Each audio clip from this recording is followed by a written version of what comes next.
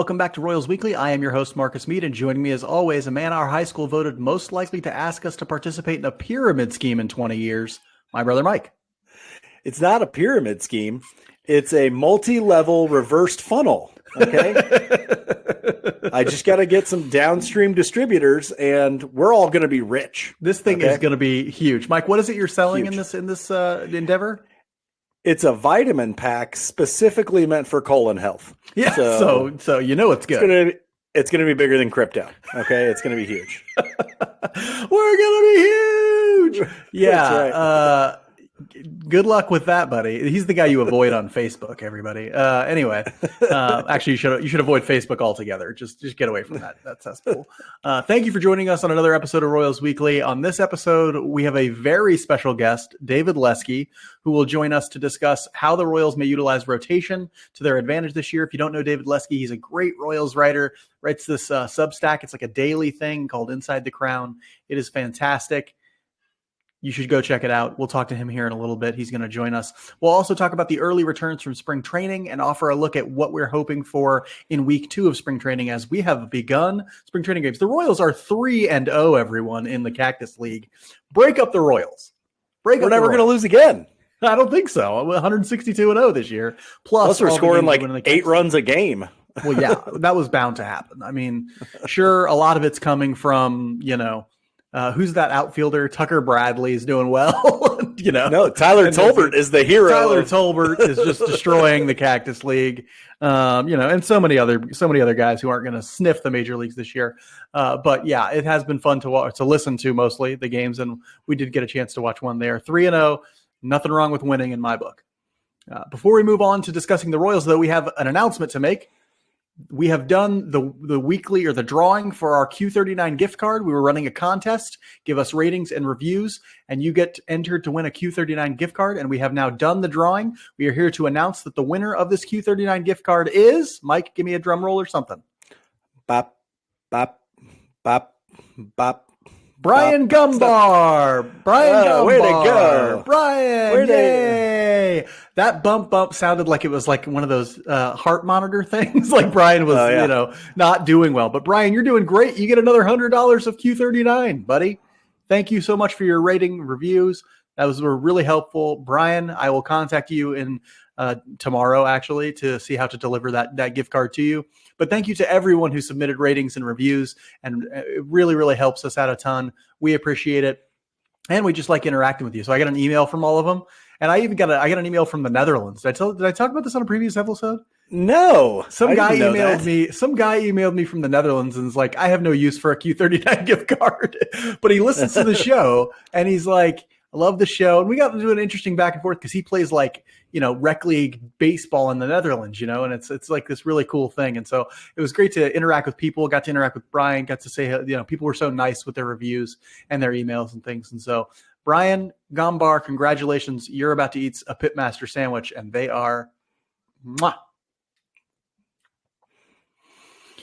We often start the week in review with roster news, and there are a couple bits to talk about this week. They aren't doing a lot on the free agency or trades or anything like that. It's mostly injuries, sadly. But we will talk a little bit about one signing that they did because we didn't talk about it last week. This actually happened before our last episode, but we didn't get around to talking about it for some reason. I completely blanked it somehow.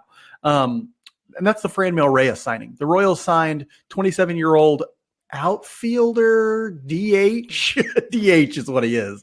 But he played left field today. Franmil Reyes. They signed Franmil Reyes to a minor league deal right before the start of spring training. Franmil Reyes, if you don't know, is this big, powerful right-handed bat. Was good for the Guardians for a few years in the major league. Looked like he might be a stalwart, like a semi-superstar, Looked like he was going to be a middle order of the bat for them for a long time. He's only 27 years old, but last year he fell off a cliff. He had a terrible year last year. They're throwing out all the narratives now, like, he knows he came into camp overweight and all this sort of stuff. I don't know what it was. As I explained on Twitter the other day, his offense will always walk on a razor's edge because he strikes out a lot, and his strikeout rate went way into the 30s last year, and his walk rate dropped and all this sort of stuff. So he had a really bad year last year. 80 weighted runs created plus is real bad when you're just a DH, basically. But he's a minor league signing for the Royals. They're going to give him a shot to be a DH, to hit a little bit, to see what he can be. maybe recoup some value and then trade him. Mike, what do you think of this deal? I think people are getting pretty excited about it. How are you looking at this deal? Well, I'm going to start from a position of skepticism because I agree with you. I think his offense will always kind of ride on a razor's edge.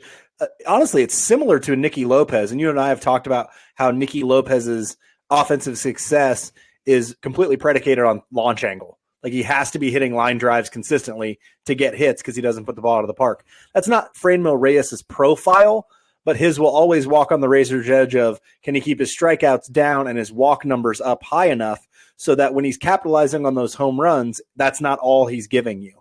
And so, yeah, it's a little bit exciting to me because if you can tap into that, he can become a piece in your rotation. I just don't know that there's a lot of room for him right now because we're pretty heavy at the first base DH spot, but we're going to talk a little bit later about platooning, and I think there might be an opportunity there to utilize Franmil Reyes to the best of his ability. Yeah, I think it's a great deal just because it's hard to you can't have a bad minor league deal. I mean, to have a guy who's hit 30 home runs in the major leagues on a minor league deal is great no matter what, basically. And so if they can turn him around, if they can get him back to what he was previously as a hitter, great. They have great value in Franmil Reyes. Mostly, I think it's a great deal because he isn't a free agent until 2025.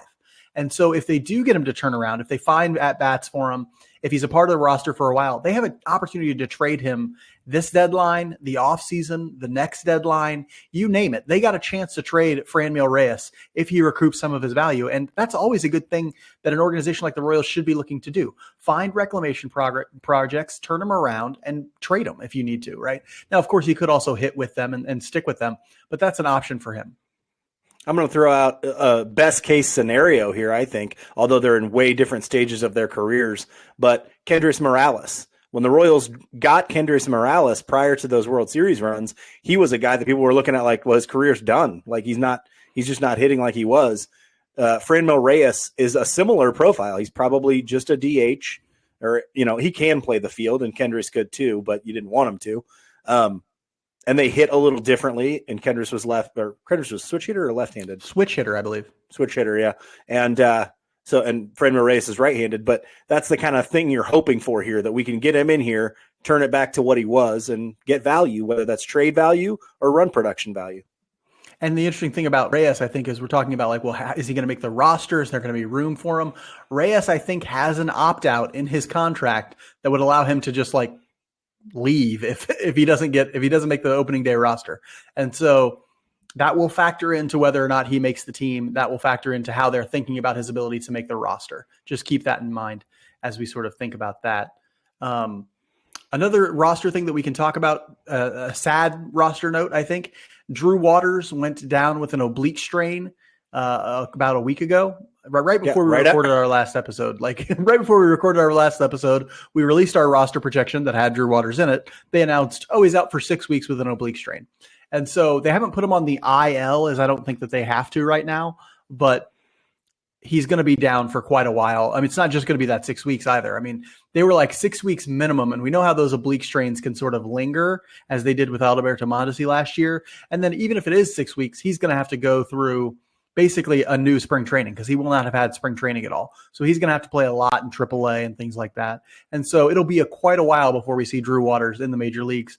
Mike, what impact do you think that the Waters injury might have on the Royals early in the year?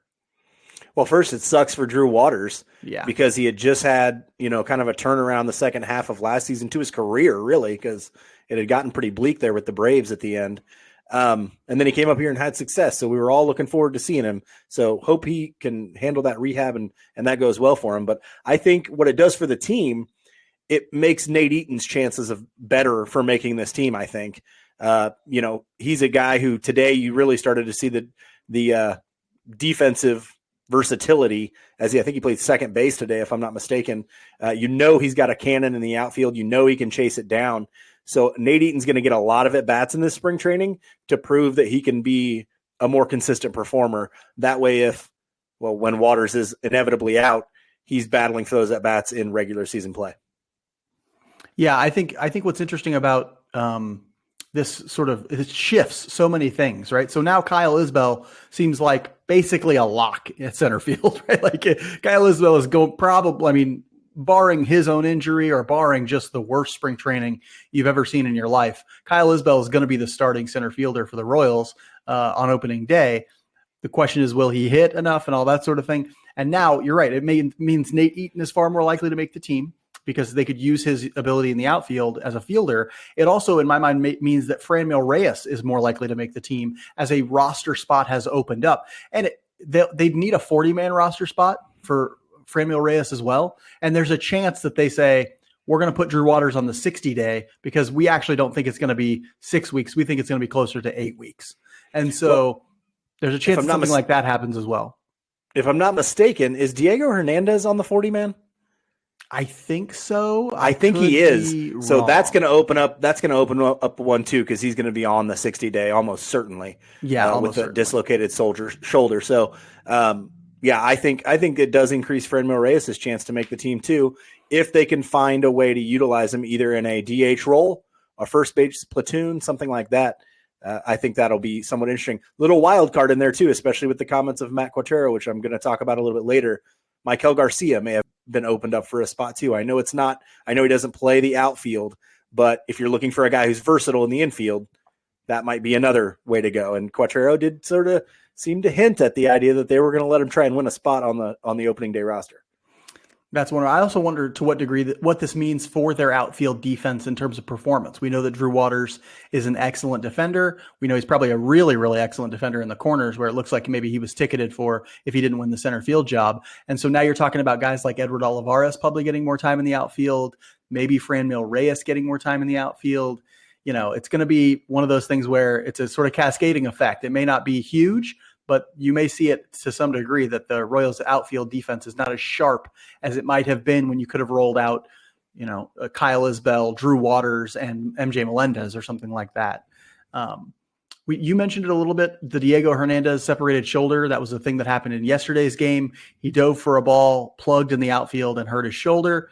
He will be out 3 to 4 months. If you don't know who Diego Hernandez is, he's kind of everybody's dark horse favorite Royals prospect in some ways, like fast center fielder, ability to field in center field right now. Great fielder, 23 years old, does a little something with the bat, has a little bit of power, maybe more than you'd think, but he's going to be out 3 to 4 weeks. It looks like with that, or 3 to 4 months. I'm sorry, 3 to 4 months with that separated shoulder. That's sad to hear for him. He was looking like, you get your first shot really at big league camp. You want to take advantage of it. You want to do well, and then for this to happen on the verge of you doing, good things in the upper minors, a pretty sad thing for him. It's really, really, really important to us that you subscribe, rate, and review, like and comment and all those sorts of things about this podcast on whatever platform you use. If you watch on YouTube, give us a thumbs up, give us a comment, tell us what you're thinking about the topic of the day. What do you think about Franmil Reyes? What do you think about platooning? Let us know. We're interested in starting a dialogue here. Doing all this stuff helps people find the show and lets us know that we're doing something right and you want us to produce more content. And make sure to follow us on Twitter, Facebook, and Instagram. Like I said, we're posting a bunch of different content on there. I posted a thread the other day on, who was that on, Mike? I can't remember. I posted some thread on somebody the other day. Maybe it was Franmil Reyes. I think that was the one you're talking about, yeah. It was extensive and, if I must say, exquisite. And so it was very good. Yeah. Go ahead and follow us on Twitter, Facebook, and Instagram. You get to see all that extra content. We post a ton of additional analysis, and we love to interact with people on there.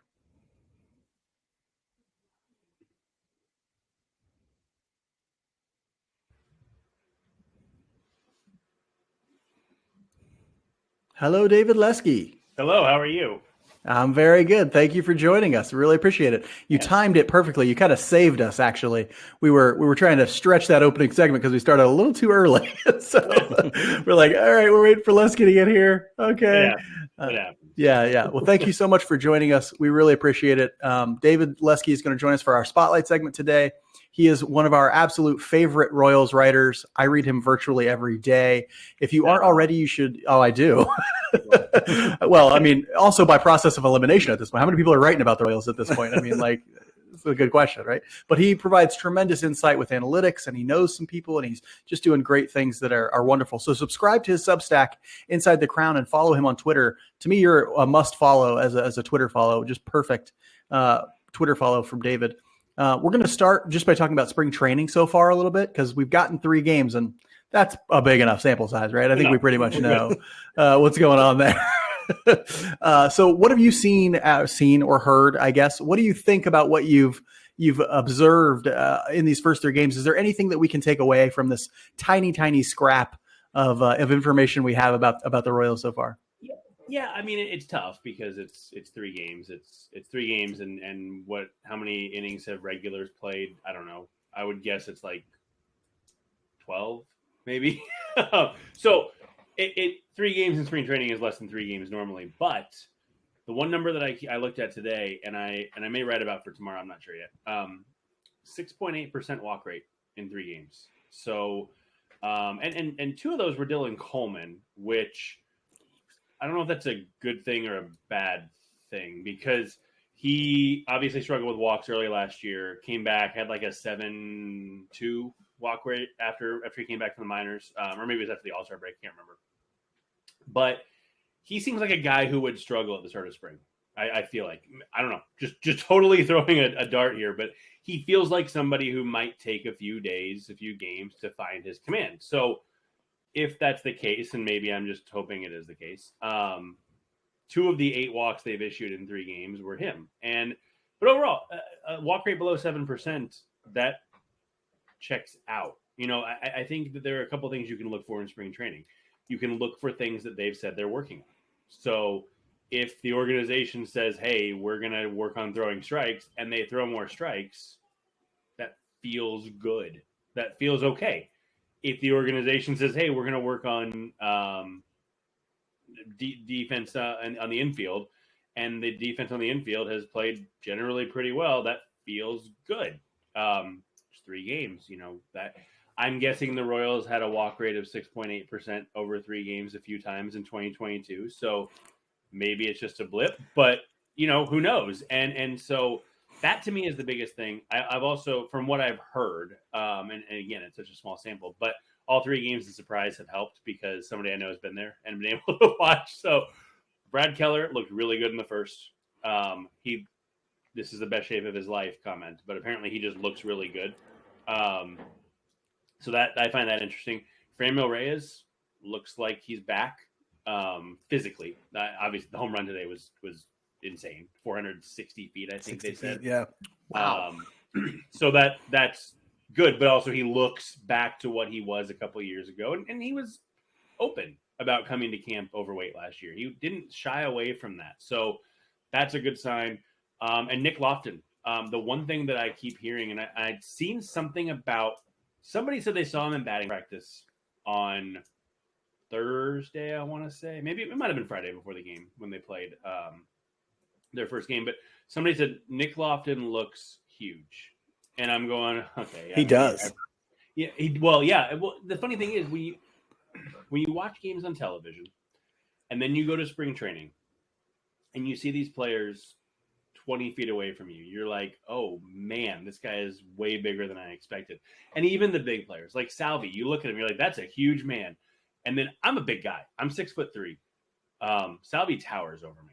Like, he makes me feel tiny near him. And so you don't realize how big they are. And so I think sometimes you get people who maybe haven't seen them live and you go, okay, well, he's just bigger than you thought he was. No, Nick Lofton, I hadn't seen the story from Ann yet, and maybe she hadn't written it yet, or maybe she tweeted. I can't remember. But he comes to the plate, and I'm going, oh, he does actually look a lot bigger. And then he hits that bomb, and I'm going, oh.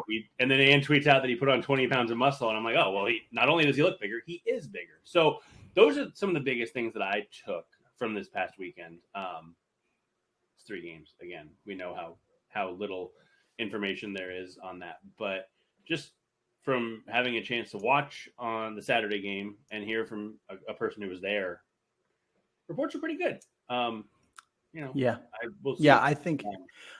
I think you can see some of that. And you mentioned some examples specifically. The emphasis on strike throwing, I think, has come across in a couple key examples. I think about Carlos Hernandez's outing the other day, and having watched the way he struggles to throw strikes in the past, you can tell the way he's doing it is quite a bit different and quite a bit and really in keeping with what they're saying they're trying to teach some of these guys, the new approach to throwing strikes, the aiming middle if you need to, and that sort of thing. It looks like he has taken that to heart and is trying to utilize it. And is he still a wild-ish? Of course he is. He's Carlos Hernandez, right? Like, but it does seem to be affecting some guys specifically. They're still gonna walk guys. So like it's still gonna happen. Don't worry. Mike, I think you had something that you noticed about this first couple of games that you wanted to... Well, again, like always, you stole all my stuff. I was going to bring up Carlos Hernandez as the case study for throwing strikes. And so thank you. I appreciate that. But I did want to throw, like, the one observation I have isn't even Royal specific, but the pitch clock, I'm noticing it so much. I didn't even realize I would. But the fact that they had like a 15-run game the other day and played it in 2.5 hours is just unbelievable. I mean, it's wild to think that, you're gonna get games done a half an hour earlier than what they would have last year. I think it's great. I'm looking forward to it, but I do think some of those kinks will have to kind of get ironed out through spring training. And then the Lofton thing, if you watched him coming out of Baylor, you thought somewhat tall, spindly guy, and he looks like Alex Gordon almost. I mean, the guy looks unbelievably big. Now, I do. Mark wondered the other day, and I kind of wonder as well. Does that change some of his defensive versatility? Basically, can he stay in center and short and still play the center and short that he was able to play before this? But that's certainly an interesting development that I can't wait to continue to see, is how hard does he hit the ball? Are some of those line drives now leaving the park that he was hitting last year? Because then that takes him from a guy who's maybe a 15 to 20 home run guy in his best year to a 20 to 25 or maybe even more. So that's big to me. I guess that question, does it matter if he can play shortstop or center with what this? Maybe it doesn't. So, they moved him to the outfield last year and they didn't have a center field prospect, and they traded for Drew Waters. Diego Hernandez emerged. Kyle Isbell played phenomenally defensively. Maybe they don't need him in center field. And so they don't care. And shortstop, they're going to see what Bobby Witt can do, but Nicky Lopez is still there. Michael Garcia, maybe they've just decided we don't care if Lofton can play these positions, and if he can be our third baseman, great. Maybe everybody wants to say Caden Wallace is the guy. He played half a season, right? I mean, we don't know. I think you can feel good about what he did, but to add another potential third baseman, I don't think hurts much. I wanted to ask you guys what you think. Do you believe? And I go back and forth on this. Do you think spring training games are generally slower or faster than regular season games? And I'm going to keep talking because I'm terrible about that. But the reason I ask that is because in my head, I'm thinking all these substitutions, lack of communication, all that should make spring training games go a little bit longer, but also they're not important as far as, this pitch, that pitch doesn't matter. So I'm wondering what you guys think. I know I'm sure there's data on it that I could have looked up, but I want to get your opinion. Well, I think generally speaking, they're longer, not because of any of the substitutions. Well, that might have like some sort of impact on it, but also just pitchers getting ready. If you looked at walk rates, I imagine, and having minor league guys, if you looked at walk rates, I imagine they would be higher. If you looked at runs scored, I imagine it would be higher because you're in Arizona. And so sure. I imagine generally speaking, they're just longer for those reasons. Now it could just be in years past, I have this impression where I'm like listening or watching in the seventh inning of a game where there are no more regulars. And I'm like, how long has this game been going? Is it tomorrow yet? What's going on here? And so, who knows? But, I think that's the general impression that I get, is that those spring training games are probably a little bit longer for those reasons. But who knows? I mean, it is wild. Yeah. I saw one game ended in 2 hours and 7 minutes. Like yesterday, within this first play, I'm like, that's a 2-hour baseball game. What was the Padres Diamondbacks was like 18-6, I want to say, and that was 3:03, I think.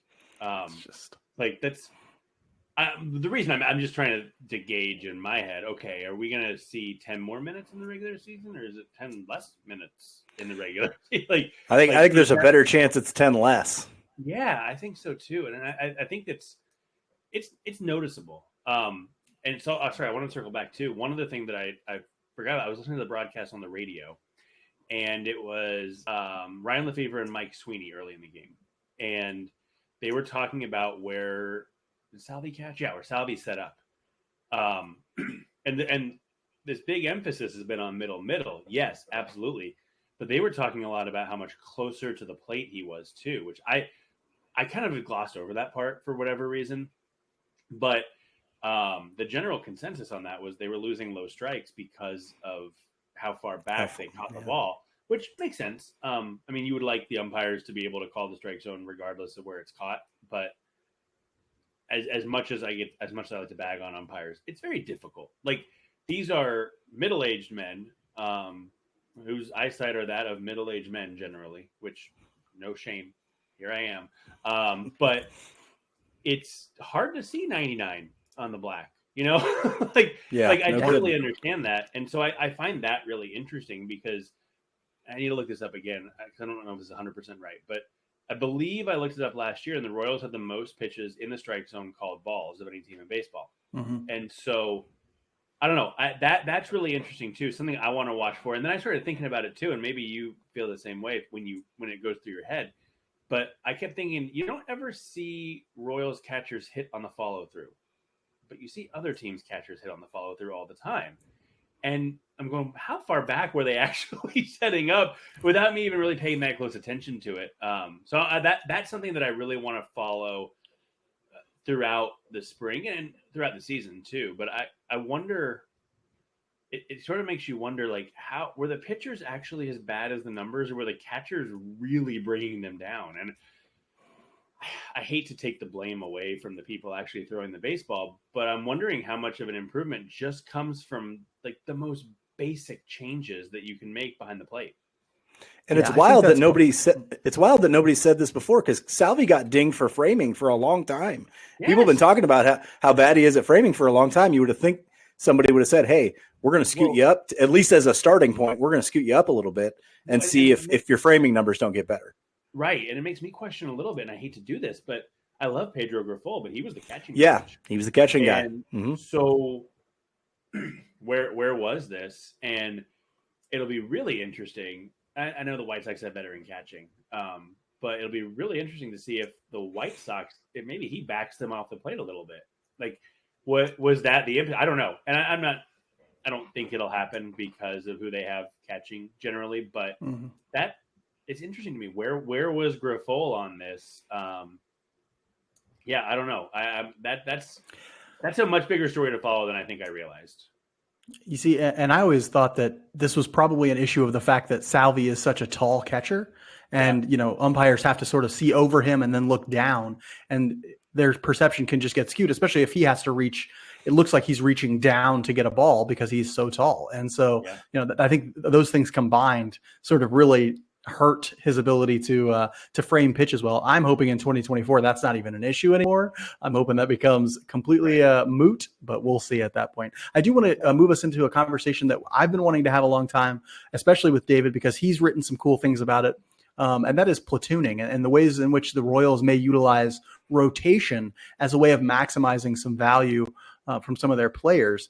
Mike and I talk about it a lot. I want to start with the basics. David, do you think that the Royals will be more inclined to platoon and rotate players this year? And what kind of impact do you think that would have for them as a whole? Yeah, I do think they will be. It'll be interesting because I know Matt Quatraro really wants to use the whole roster. I don't think that was lip service. And he talked about it in terms of Ryan O'Hearn back in December, I guess it was, saying, hey, he's going to get more at bats. And that obviously set people off, which rightfully so. But and then he's gone, so who cares? But the Rays use their roster. I mean, these guys don't generally sit. Backups don't get 112 plate appearances in a season. They play a lot more than that. And so I do think that he is wanting to utilize the roster a lot more. I'm not 100% sure how that ends up working with platoons, partially because who do you platoon? So Pasquantino is playing every day. I think that's, unless he shows a reason not to, I think he's, at least starts the season, he's going to play against everybody. Salvia plays against everybody. Bobby Witt plays against everybody.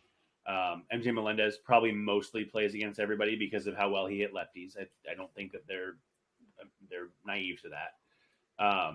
So then you look around, and I think Hunter Dozier, makes a lot of sense to platoon quite a bit. He's pretty good against lefties. I mean, He's okay against lefties. He's usable, and that's important. I think that's a usable is fine. I think Michael Massey or Nicky Lopez at second base, maybe they sit against some lefties, and that I find it so interesting that Nate Eaton played second base because that's not something he'd done in the minors. I want to say I don't think he did it last year at all. If he did, it was brief. He was mostly a third base and outfield last year. So it's been a while, but he played there, and I feel like he almost made an error and recovered. But hey, it's roster versatility useful for him. I think Isbell is probably a platoon candidate, maybe with Eaton in the outfield, or Edward Olivares or Franmil Reyes. I mean, now they have some righties who they can balance some of these lefty bats with, and I do think they will utilize it. I don't know if it'll necessarily be this guy's against lefties, this guy's against righties. I think it very well could be Eaton's going to play against lefties, but we don't know who he's going to play for. And, Isbell is going to play against righties, but we don't know who's going to sit when the righty's on the mound. Like, I think it's going to be one of those situations where these guys play in situations, but it's not necessarily a straight two-player platoon. And I think that where Franmil Reyes, I think, confuses things a little bit if he makes the roster, which I as soon as he was signed, I thought, okay, he's the favorite. I think they want him to be on this team. So he's probably the DH on opening day if things go right in spring training. But if he's on this roster, it kind of messes things up a little bit because I think the plan originally was Edward Olivares DH, Waters and Isbell center and right, and Melendez and left, and then you can do some rotating because Olivares isn't unable to play the outfield. He's just not good at playing the outfield. Franmil Reyes also similar, but maybe less able than Edward Olivares. So that does confuse things a little bit, especially when you want to get a guy like Salvi a day at DH instead of catcher. So I'm not quite sure how they're going to handle that. Although Reyes played the outfield, maybe they like what they see. I doubt it, kind of, but that puts a wrench in things. But I do think you're going to see the whole roster used quite a bit, and it'll be. I think players will be put in better positions than they have been in the past. I guess is the really short answer to the long answer. Yeah, I think that's. Sorry, I was go ahead. I was going to jump in there. Sorry. The DH thing is the thing that interests me because I think you're right. I think they wanted Olivares to be able to come in and play that DH spot against lefties, and then kind of figure out what you're going to do to fill it the other days or have. But with Reyes in there, that DH spot becomes extremely interesting to me because basically what you have is four players, right? You've got Pasquantino, you've got Reyes. You've got Melendez will factor into that too because of his ability to rotate in at catcher. And then you got Salvi, and it's like, and this isn't even counting Nick Prado, who I think will probably have to prove some stuff in AAA still, but it becomes this puzzle of like, okay, when can we play this right-handed guy versus when are we going to go with a Melendez versus when are we, it's so complex. I agree with you. I don't think we're going to see any like, all right, we have two third basemen, one we play against righties and one we play against lefties. I don't think we're going to have any of that. I think it's going to get much more complicated. And I think Drew Waters actually simplified some of that for you when you could say, hey, switch hits so we can play him anywhere, any day. That made it a little simpler. But now with this, I think it's going to make it a little more complex and a little bit more likely that somebody like Franmil Reyes does make it coming out of camp and does have a large contribution. Now, if he doesn't perform in that early time, I could see his playing time falling off dramatically when you get somebody like a Waters back.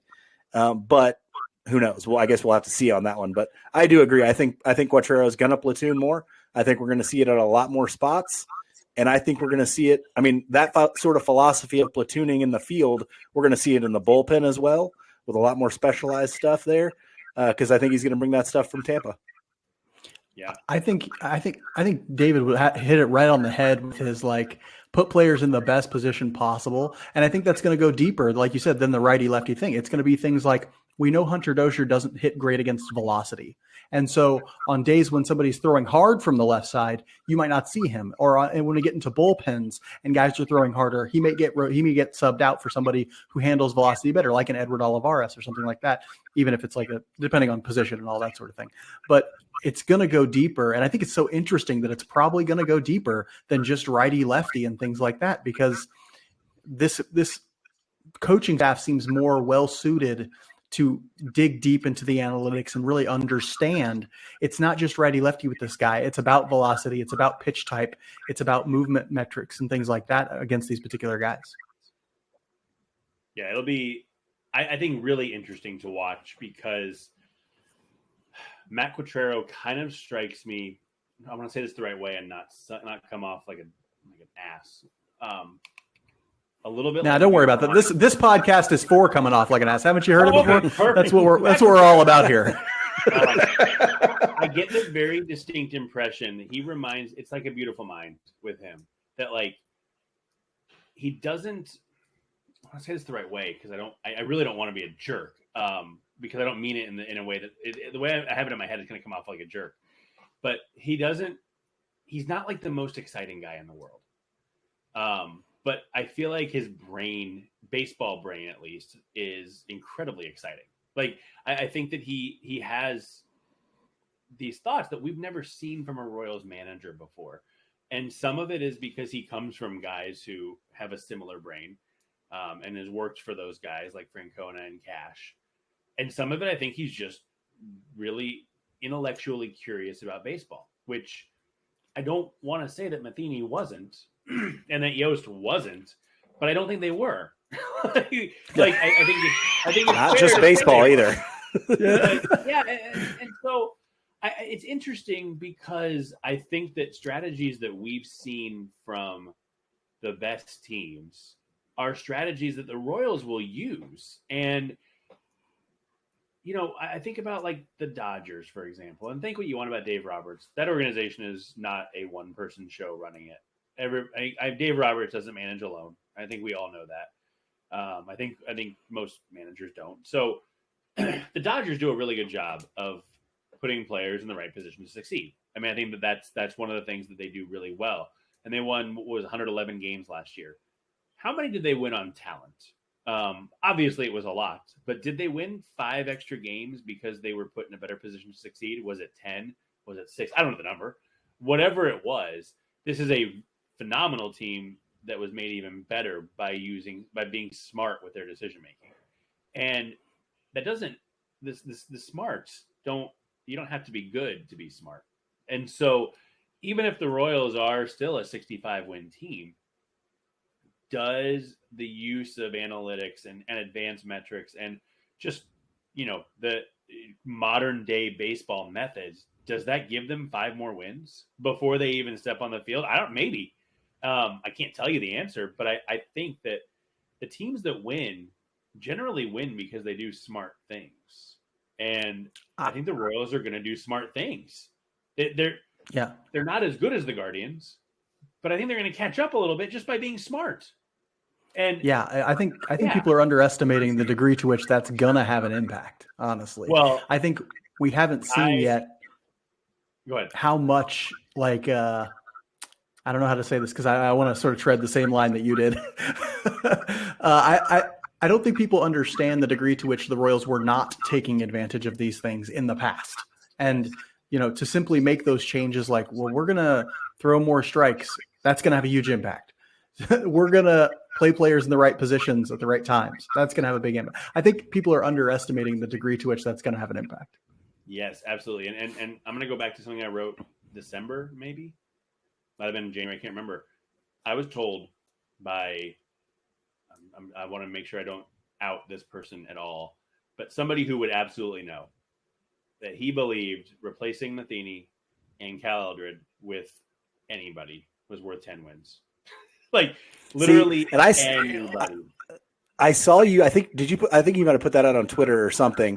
And I was like, I've put it out a couple of times, but yeah. Yeah. Or maybe it was in your Substack. I can't remember, but I was like, holy crap. Like, I can't even imagine. Cause in baseball, like if you told me that, like, hey, in the NFL, you change a coordinator or a head coach and that's worth, I don't know, a 10% increase in wins, I'd be like, yeah, I buy that. Yeah. No problem.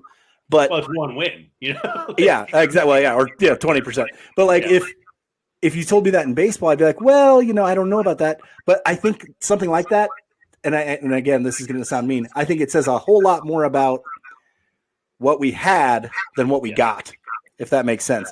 And not that that's not a bash on anybody. I think Quattrero, I think Sweeney, I think they're going to do great things, but I'm not saying they're like light years ahead of other people in the game right now. They're at least where they are, which is something we haven't ever seen. They're on par. Yeah. And exactly. It's funny. When I first heard that, I was like 10. Okay, sure. Right. Whatever. And you start to see stuff, and you start to see like the Brad. You see Carlos Hernandez throwing strikes. You're like any of this stuff, and you go, wait a minute.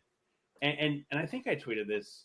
One of you might. I don't know. Somebody did, and I don't even remember when I tweeted myself. That's a great endorsement for me. Like you said, it's difficult to know just how to really understand just how behind they were previously. And so the more I hear about this, the more I think about the 10-win number. At first I was like 3 or 4, yeah, maybe. And I was like maybe 5 or 6, and now I'm like, is it more than 10? Is he up? and you wondered a little bit because of just how far behind they were. And that's what I tweeted was, I think a lot of people do like scoff a little bit at the idea that just changing the pitching coaches is going to change a lot. And I don't necessarily think, and the reason I think it will is not because Brian Sweeney is a sure thing to be great. I think he will be very good at the job. Too many people are really high on him. But where they were coming from, even if you get to average, it's a massive improvement. If Brian Sweeney is just a perfectly fine, adequate pitching coach, they've improved a lot, because what they had before was brutally bad. And the more I hear about things, and the more I see things, and the more I think about things, and I hesitate sometimes to say this, but I think it's very difficult to look at anything and anybody but Dayton Moore as the root cause of all of this. And it kind of stinks to say that, because this is the guy who brought a World Series to Kansas City. He seems to be the problem. And once he was gone, everything seems to have changed. Even in the development system. Was it you guys who talked to Alec Marsh, or was the Royals Farm Report? Okay. It was both of us, because we had Alex and Alec. Oh, right. Yeah. So, I think about that podcast like daily almost. like what he said. That's a different organization. And was Dayton Moore saying you can't go to Driveline? No, people went to Driveline. So I don't think that was the case. But I don't know. Some of the stuff that the Royals are doing now without hardly any turnover outside of the big league coaching staff, a couple guys in the minors, and Dayton Moore. Those are the only changes that have been made. And yet somehow the development system seems to be overturned with no new people. I hate to say it, but I don't know where else you can look. And if you want to think about it, think back to the Terry Bradshaw firing. It was public. Dayton Moore didn't want to do it. Yeah. And JJ Piccolo finally just did it. I'm sure he got approval, but maybe it was a ask for forgiveness later thing. I don't know. But hey, sorry, fired your buddy. That'd be so funny if it was. That would be amazing. I wish. I'm hoping for that actually now. But how much was Dayton Moore holding the organization back? It's crazy to I don't know. It's very interesting to me, because people ask the question, what took them so long to fire Cal Eldred? And I'm going, well, it happened as soon as they fired Dayton Moore. Exactly. So it's like this isn't a constellation of dots to connect here. It's like this one dot. It's like Dayton Moore. It's 2 from here to here to here. So that makes total sense. Interesting. It is very interesting. And it's one of those things when people look back and tell the story of the Royals at this time, that will be the turning point. That will be the plot twist. That will be the thing everybody looks to and says, this is why the team got different. We can't say yet that it will be wildly successful, that it will be anything like that. But what we can say is this is how they got different at this moment. And it will all sort of track back to that, because as you mentioned it, he didn't want to do the Terry Bradshaw thing. The Cal Eldred thing, it was very clear what was keeping that from happening. What's kind of cool, circle of life thing is, You can argue with Dayton Moore's methods. You can argue with what he believed in, as far as baseball and whatever. I don't think the Royals ever win a World Series without him getting hired in 2015. In the World Series in 2015, because I think he turned David Glass around. And so, he came to Kansas City and said, I'm not doing this unless you're willing to spend when the time comes to spend. And look at the Royals payrolls in really more 15, 16, and 17 than 14. But David Glass spent. I don't know that he would have spent without Dave. And that's a little bit hard to know because maybe somebody else would have said the same thing. But also, they rebuilt the farm system in a way that's what Dayton Moore was known for at the time. And that's what he's good at. Like Right. that's where he comes from. And that's I feel like there was this transition period in about 2015 where teams started changing what they were doing. Dayton Moore had won the last World Series, I feel like, that was of the old way. And he built it the old way. And he was talking about windows and built up this gigantic farm system and then used that as its strength. And then was like, well, we're just going to rebuild. Like, this is what teams from small markets do.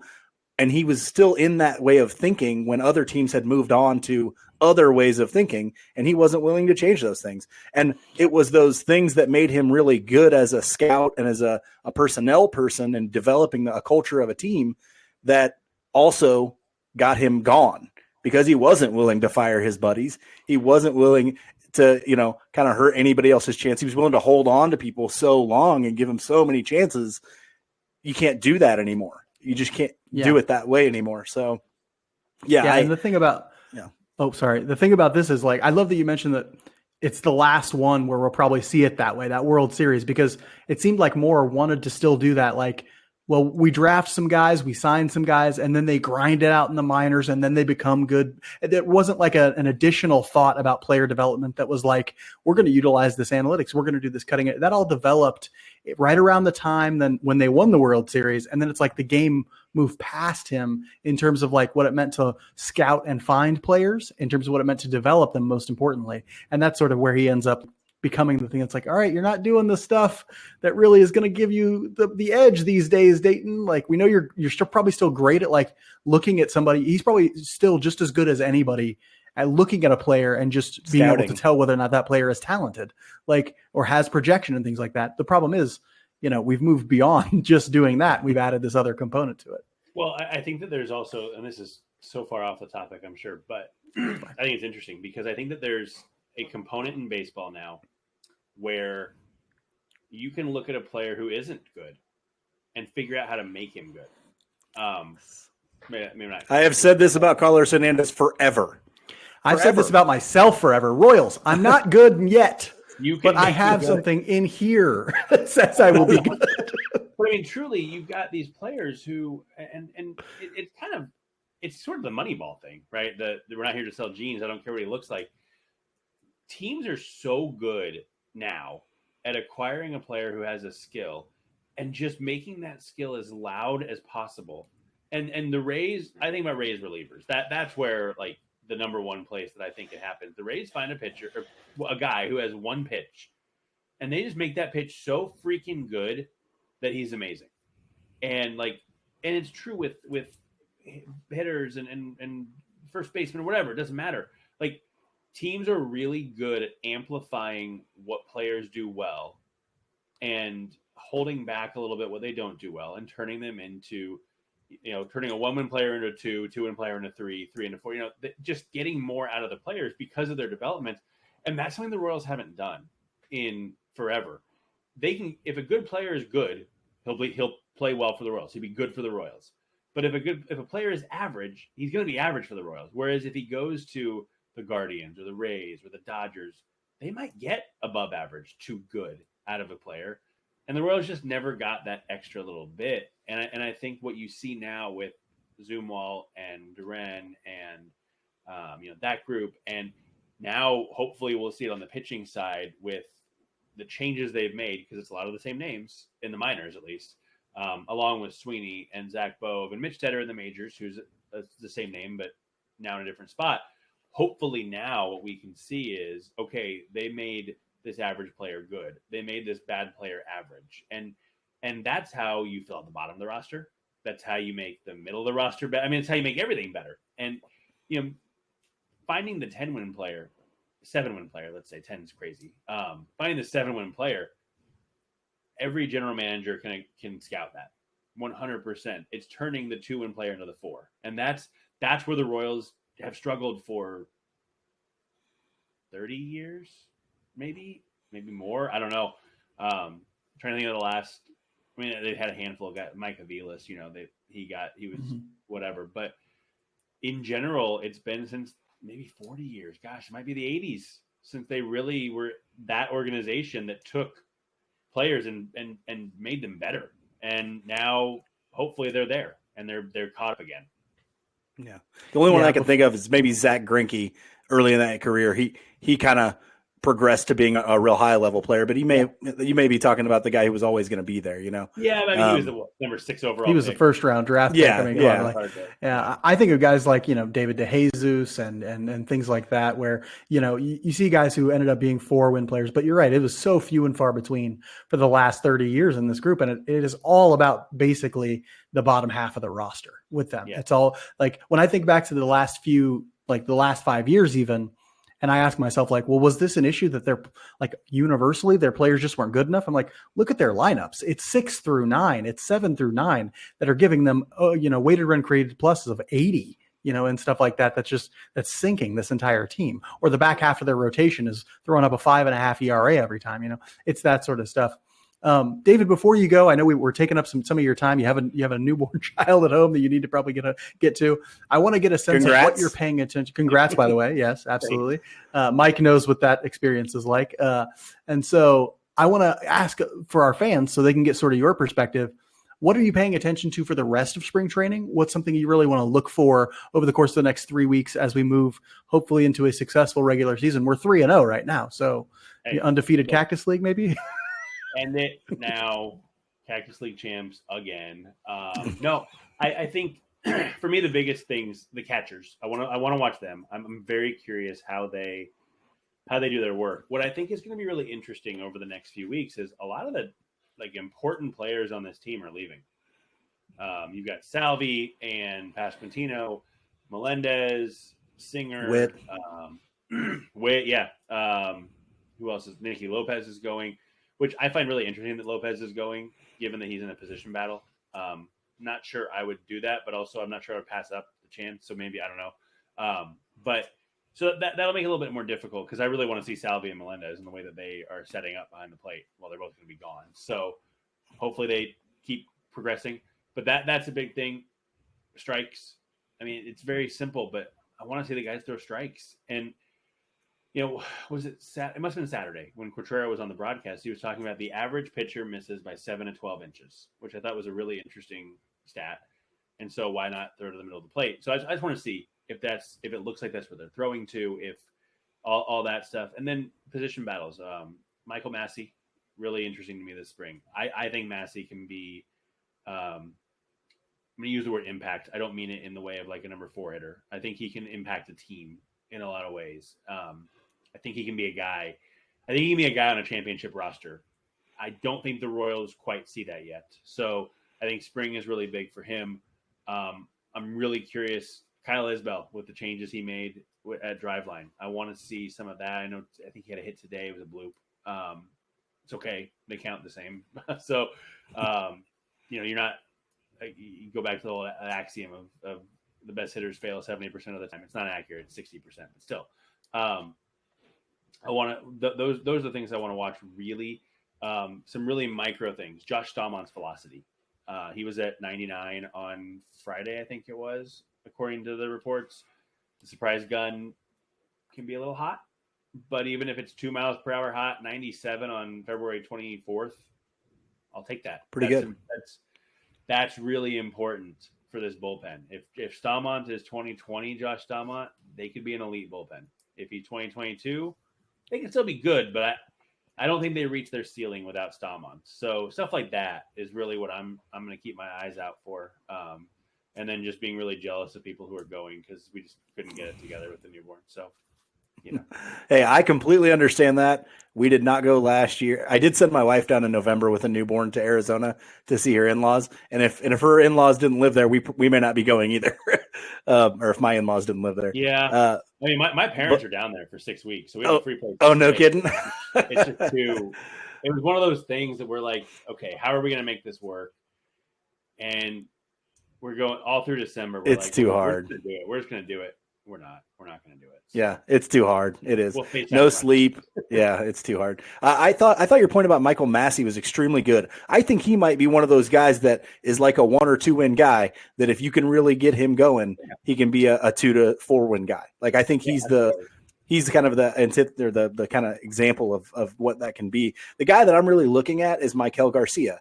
If you'd asked me that a week ago, I wouldn't have mentioned it at all. I called him the wild card on our episode last week to make the roster kind of a guy.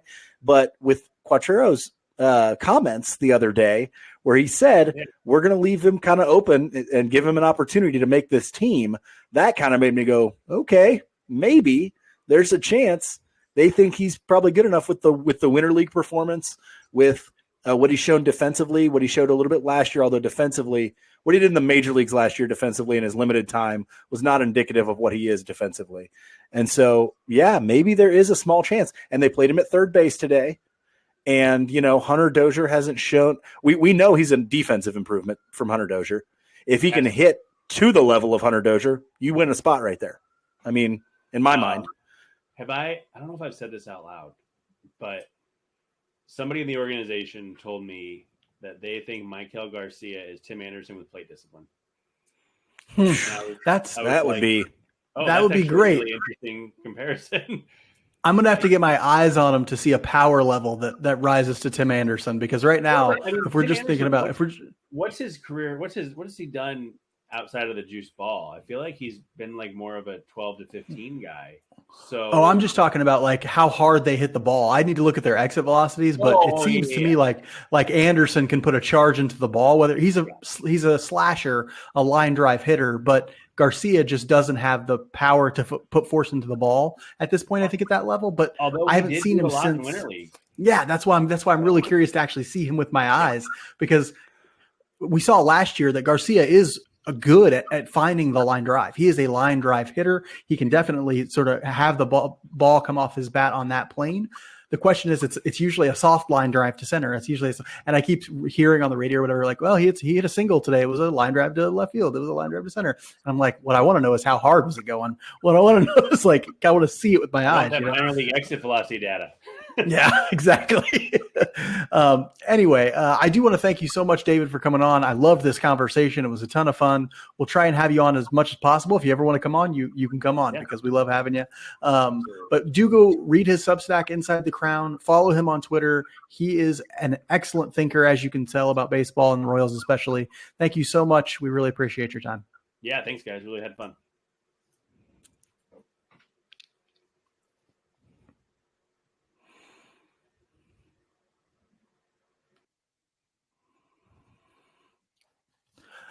The Royals will play a full slate of games against the Brewers, Guardians, Rockies, Angels, Rays, Reds, Dodgers, and Giants this week. You might be thinking that's 8 games. That's because they have a split squad game at one point. We don't preview spring training games. This is our preview section. So instead, we're just going to talk about what we're interested in keeping our eye on this week. We're running a little long, so Mike, make it quick with this point. I already mentioned Michael Garcia, so I'm going to be watching. I'm going to have an eye on him for all of spring training.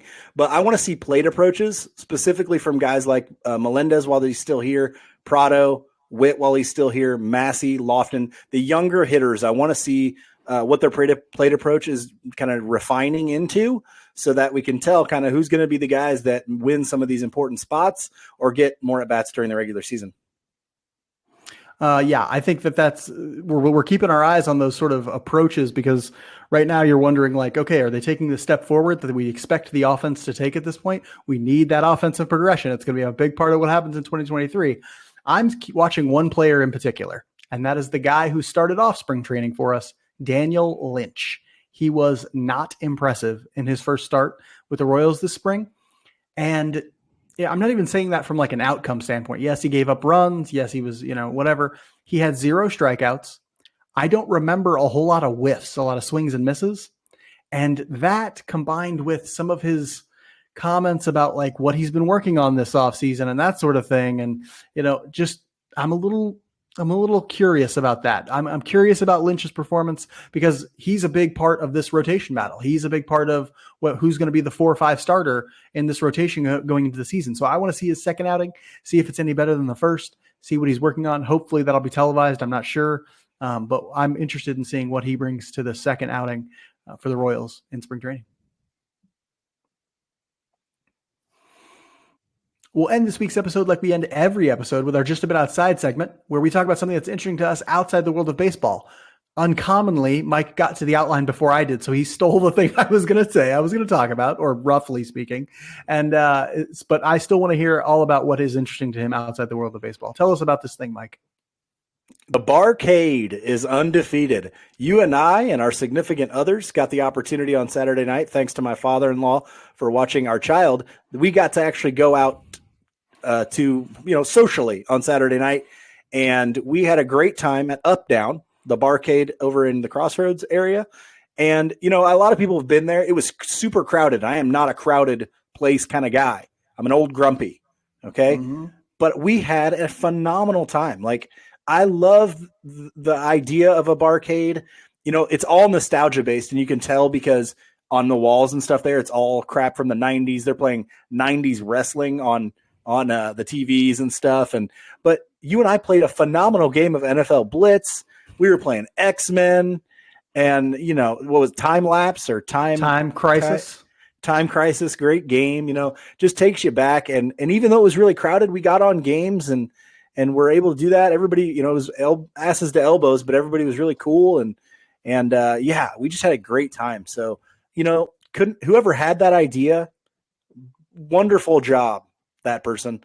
You deserve to be in the history books. Great idea.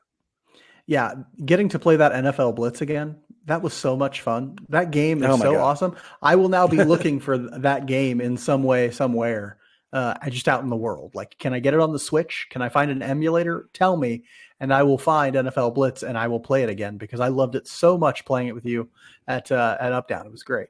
That was what I was going to talk about, just NFL Blitz. It was so much fun to play that game. But anyway, instead I'm going to talk about pizza buffets because I went to one on, when was that? That was Saturday. Saturday with you. Mike hosted his kid's first birthday party. I don't know why you throw a birthday party for a 1-year-old who has no clue what's going on, but he decided to do it anyway at this pizza place. It's called Summit Pizza, but it's basically the same as Waldo Pizza. They do a pizza buffet. And it reminds me that like when I was a kid, we went to Pizza Hut buffet all the time. And I love a pizza buffet, man. What's weird is I ate lunch at the pizza buffet. I came home and I laid around for a little bit. I got hungry again. I'm like, you know what I want? More pizza buffet. And so but we have to be clear here. We're not talking about CC's or Pizza Street. No. You gotta have some quality pizza still. It's gotta be Pizza Hut buffet or higher. Or better. For higher. For higher. Yeah. I don't know of any there's not a ton of them. I mean, I guess CC's and Pizza Street and stuff like that, but I'm thinking like, Pizza Hut are better. And this one, Summit Pizza is better. And so, yeah, I enjoyed it thoroughly. I destroyed because I hadn't eaten breakfast. I just went in and destroyed this buffet. And it was really, really great. They have amazing dessert pizza there. I love it so much.